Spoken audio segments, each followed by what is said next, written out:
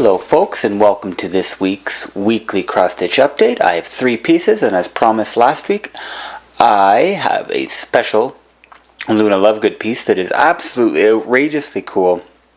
I already gave this to Andrea for her birthday, but I'm going to show it to you first because this is pretty much the highlight of my cross-stitching career. So here we go. Here, first and foremost, this week in the weekly update is the trifecta of Luna Lovegoods.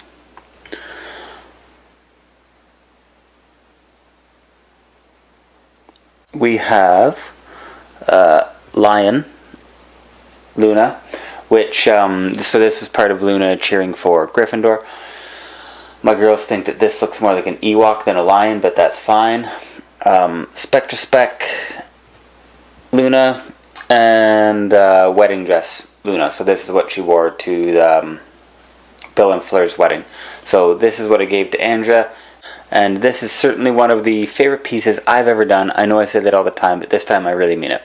Here is another one that I actually did really early on as well.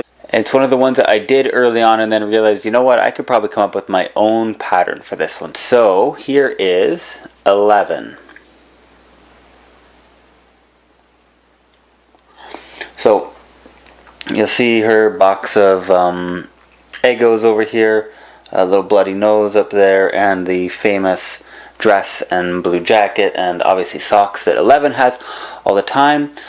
This is my own pattern for 11, which I came up with after doing another one, saying, you know what, I think I can probably not improve on it, but come up with something different. So this is me coming up with something different. This is my awesome 11.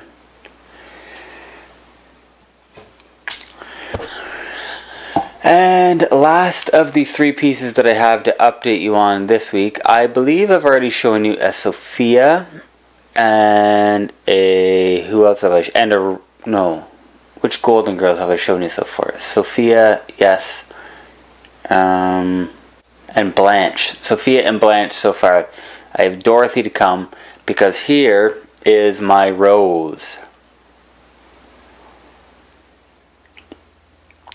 So again, this is part of a 4-piece Golden Girl set that I'm putting together.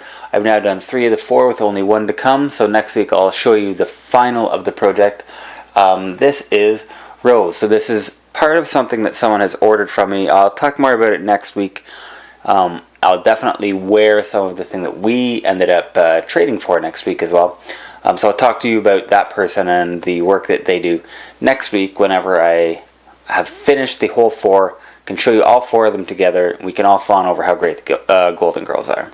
And what I decided I would talk about here too is turn this weekly cross-stitch update into a little bit of a discussion forum for some of the other work that I'm doing. So people may be familiar that I run an Everyday Girl Dad website and some social channels, and on there I talk about the roles that dads can play in furthering social justice causes. One thing in particular that I've started talking about recently is men taking a bigger role in talking about menstruation and helping put to rest the stigma or taboo around talking about menstruation, because I think that men, and I'm talking about this as a dad of 2 people who are likely to menstruate, I think the dads need to be part of the conversations about these things as opposed to part of the stigmatization of menstruation. So what I've started is a men supporting menstruation initiative where, one, dads should be having conversations and simply learning more about what menstruation is, who does menstruate, the different taboos or things that happen around the world to women and young girls who are menstruating.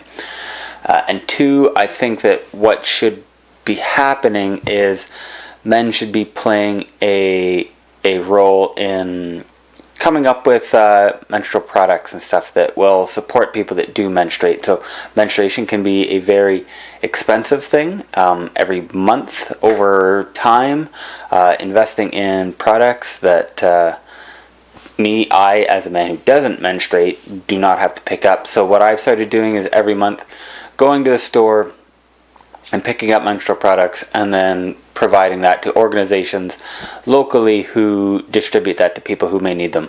So it's helped me kind of understand a lot of the different preferences that some people who menstruate do have, and realizing that there are different circumstances that would dictate different needs. So while many people talk about using a menstrual cup, that's not as practical for somebody who doesn't have access to clean bathrooms all the time. So it's been an interesting thing for me to find out how I can better support people that do menstruate.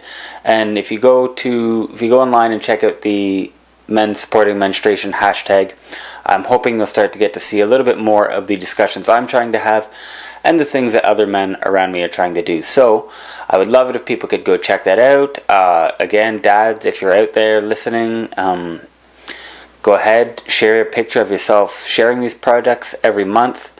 Just be part of those conversations. It's normal. It's what people's bodies do, and I think that we need to be better at, one, understanding that, and two, making sure that this is something that we support versus something that we joke about. So that's my little Men Supporting Menstruation spiel for this, in addition to the normal 3 pieces that I do. Next week I may have only a couple, but that's fine. We do have a show coming up, so I've been building a few pieces in bulks. I will have a cocktails and cross stitch update for you by the time I come to the next update as well. So thank you very much, folks, for checking in and checking out the stuff that I've done this week, and I will talk to you again next Tuesday. Talk to you later.